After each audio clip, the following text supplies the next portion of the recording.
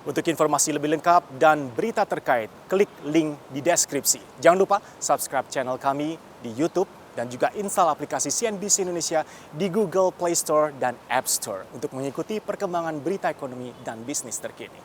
Secara bertahap begitu ya, saya punya data ini saat ini ada 9 perusahaan yang mampu untuk memproduksi DME sampai dengan beberapa tahun ke depan itu sebesar 12 juta ton begitu ya. Nah ini seperti PLT Kaltim Primakol nanti di 2024 1,2 juta ton, PT Bukit Asam 1,4 juta, PT Arutmin Indonesia 1,9, PT Adaro 1,4, PT Hideko Jaya Agung 0,5, PT Beraukol 1,4, PT Bahari Cakra Olah Sebuku 1,4, PT Mandiri Inti Perkasa 1,4, PT Inti Tirta Prima Sakti 1,4, total 12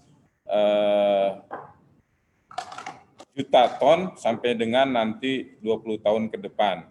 Nah ini kami berharap menjadi senjata utama untuk kita bisa mensubstitusi LPG sehingga akan mengurangi impor secara signifikan LPG kita, Mas.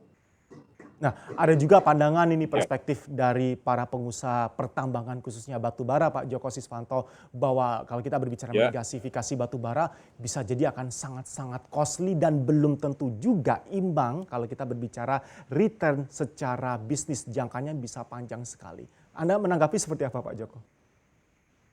Nah gini, spek batubara kita kan itu ada yang kualitas bagus, ada yang sedang, ada yang rendah begitu ya. Nah ini yang kualitas bagus kan harganya cukup mahal. Nah yang kualitas rendah harganya cukup rendah. Dari batubara yang kualitasnya rendah ini yang harganya murah itu sangat ekonomis kalau kita jadikan DME begitu. Jadi kita gunakan batubara kita yang kalau kita jual, kita ekspor juga kita gunakan kalorinya rendah begitu ya. Harganya juga rendah. Nah inilah yang baik kita gunakan begitu. Jadi agar supaya ini bisa ekonomis. Nah, andai kata masih tidak ekonomis gitu ya, berdasarkan hitung-hitungan yang kami terima dari berbagai lembaga riset begitu. Nah, paling banter itu katanya nih ya memerlukan insentif begitu ya, ataupun subsidi begitu. Nah, ini kita bisa manfaatkan. Jadi kita bisa meminta insentif, misalnya keringanan daripada royalti ataupun pajak begitu ya, dari Kementerian Keuangan ataupun Kementerian SDM bisa memberikan royalti penambang batubara ini yang lebih rendah, ataupun nanti DME-nya itu sendiri kita subsidi juga, karena LPG kita subsidi, maka subsidi yang besar itu kita geser ke subsidi DME. Jadi baik dari hulu maupun dari nanti harga belinya maupun nanti harga jualnya itu kita bisa sesuaikan.